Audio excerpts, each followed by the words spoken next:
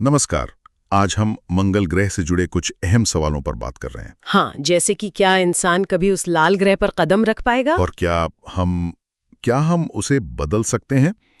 हमारे पास कुछ YouTube videos की जानकारी है जो मंगल के सफर, उसके इतिहास और भविष्य की संभावनाओं पर रोशनी डालते हैं। सही। तो हमारा इरादा है कि इन स्रोतों से जो सबसे जरूरी और दिलचस्प बातें हैं वो निकाली जाएं। हाँ, मतलब मंगल मिशन की चुनौतियां क्या हैं, क्या संभावनाएं हैं? और वो टेराफॉर्मिंग वाली बात भी, हाँ, कि क्या मंगल को पृथ्वी जैसा बनाना मुमकिन है। बिल्कुल। तो चलिए इसी में थोड़ा गहरा उतरते हैं। अच्छा, तो मंगल पर जाने की सोच कोई नई तो है नहीं? नहीं, बिल्कुल नहीं।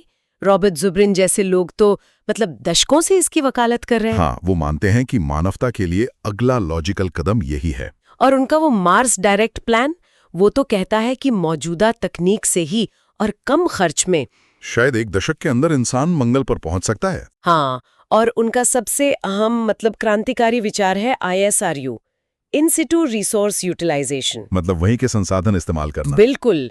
सोचिए, वापसी के लिए ईंधन, मीथेन और ऑक्सीजन वहीं बनाना, बस थोड़ा हाइड्रोजन यहाँ से ले जाना होगा और बाकी मंगल की हवा जो कार्बन डाइऑक्साइड से भरी है उससे बन जाएगा। अरे वाह, इससे तो मिशन का वजन और खर्चा। हाँ, नाटकीय रूप से कम हो जाता है।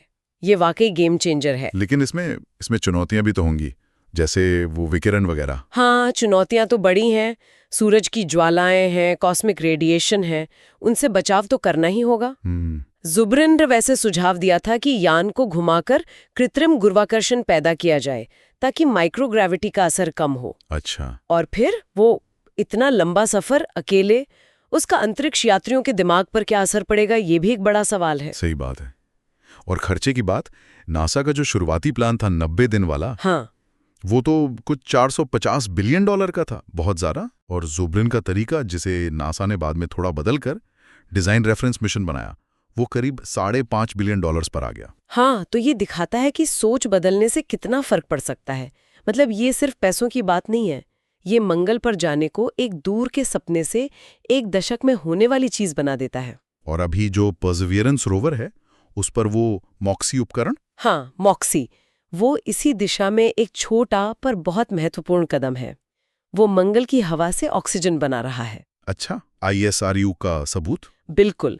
तो परसिवियरेंस सिर्फ जीवन के निशान नहीं ढूंढ रहा, वो भविष्य के मिशनों की तकनीक भी परख रहा है और नमूने भी जमा कर रहा है जो वापस लाए जाएंगे। अच्छा, तो ये तो हुई जाने की बात। पर मंगल खुद कैसा है? हमारी समझ कैसे बदली है? एक जमाना था जब लोग सोचते थे वहां नहरें हैं। हाँ, वो 19th सेंचुरी वाले बात, श्यापरेली की केनाली, फिर लोवेल की वो मरती हुई सभ्यता की नहरें, काफी कल्पनाएं थीं। लेकिन फिर 1965 में मैरिनर 4 गया। और उसने सब बदल दिया। उसने दिखाया एक ठंडा, गड्ढों से भरा वीरान सा ग्रह, पतली सी हवा, ज्यादातर कार्बन डाइऑक्साइड, सारी उम्मीदें जैसे खत्म हो गईं। पर कहानी वहां रुकी नहीं है ना? नहीं, बिल्कुल नहीं रुकी। मैरिनर 9 ने वो विशाल घाटियां दिखाईं जैसे वालेस मैरिनेरिस। और फिर रोवर्स आए, स्पिरिट, अपॉर्चुनिटी, क्यूरियोसिटी, परसिवियरेंस। उन्होंने सूखे नदी तल दिखाए, डेल्टा दिखाए जैसे जेज़रो क्रेटर में। और वो खनिज भी मिले जो पानी में बनते हैं। हाँ, वो हेमाटाइट की गोलियां जिन्हें ब्लूबेरीज कहा गया, या जिप्सम की परतें।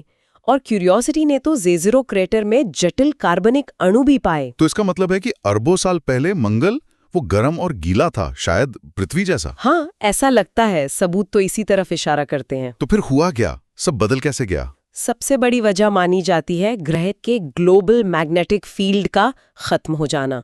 उसका सुरक्षा कवच चला गया। कब हुआ ये? करीब 4 अरब साल पहले।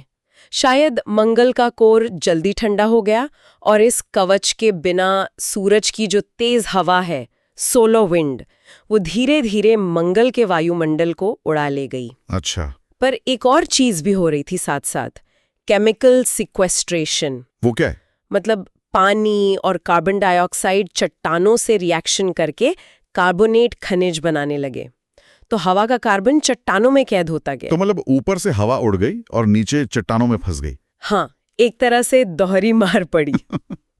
तो क्या हम इसे ठीक कर सकते हैं? ये जो टेराफॉर्मिंग के आइडियाज हैं, जैसे सुपर ग्रीन हाउस गैसें छोड़ना। हाँ, या फिर अंतरिक्ष में बड़े बड़े आईने लगाकर रोशनी बढ़ाना, या एक आर्टिफिशियल मैग्नेटोस्फीयर बनाना L1 पॉइंट पर। ये तो बहुत बड़े पैमाने की बातें लगती है भी।